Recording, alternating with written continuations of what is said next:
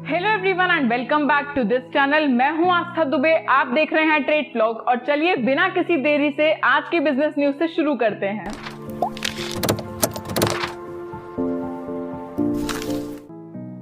तो पहली खबर तो यही है कि प्रधानमंत्री नरेंद्र मोदी ने कहा है कि जैसे जैसे हम कोरोना की सेकेंड वेव से रिकवर कर रहे हैं, हमें अपना फोकस दो बातों पर रखना चाहिए: repairing economy and maintaining our health infrastructure and improving it also. And I agree with him 100%.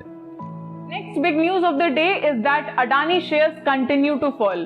आप सोच रहे होंगे कि ये शेयर्स अचानक से क्यों गिरने लगे। It is because 3 foreign funds were frozen by NSDL, National Securities Depository.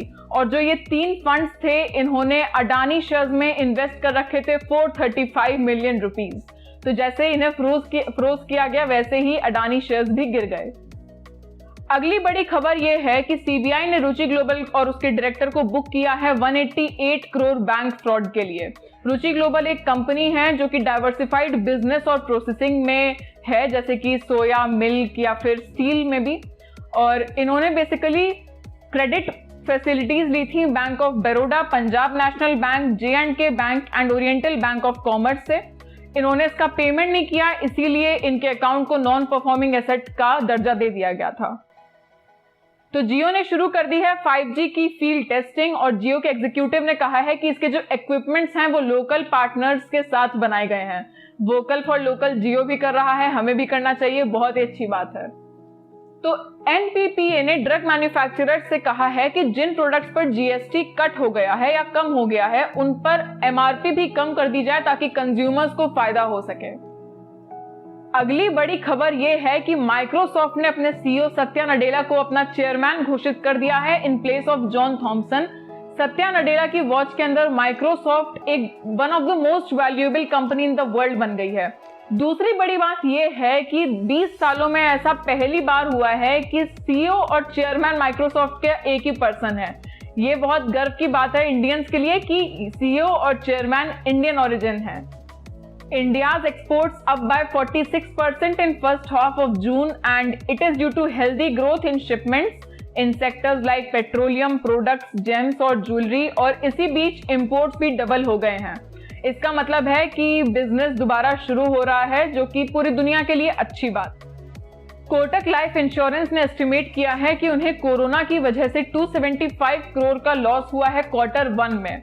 उनका कहना है ये इसलिए हुआ है because claims have increased due to high fatalities during the second wave of COVID-19 pandemic।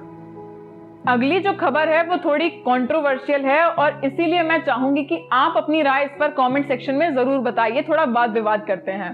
तो बेसिकली बैंक ऑफ अमेरिका की एक रिपोर्ट के अनुसार इंडियन IT फर्म्स से 30 लाख जॉब्स कम हो जाएंगी 2022 तक बिकॉज ऑफ ऑटोमेशन। अब ऑटोमेशन क्या होता है कि किसी भी फील्ड में किसी भी फैसिलिटी के लिए मशीन्स को इंट्रोड्यूस कर देना।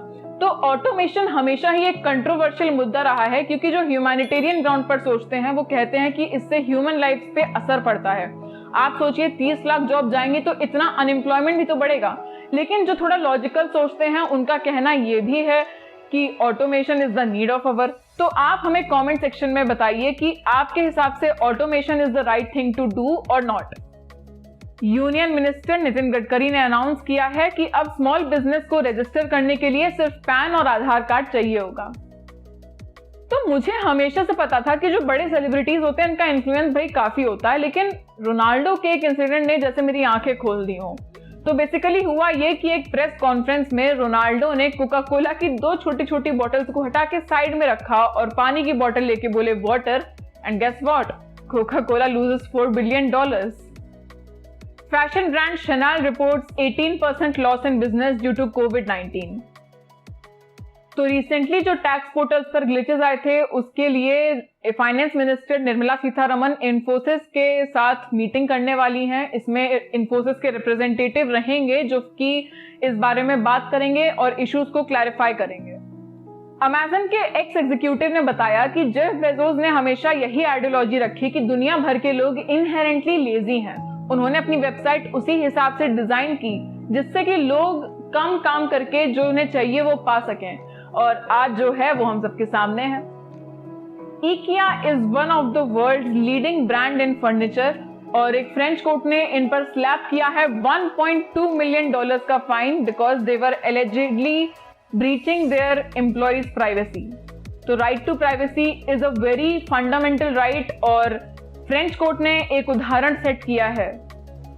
तो ब्लूमबर्ग की एक रिपोर्ट के अनुसार एयरबीएनबी ने पिछले साल 366 करोड़ रुपीस का पे आउट किया है अपने उन कस्टमर्स को जिन्हें बैड एक्सपीरियंस हुए इनकी सर्विस से।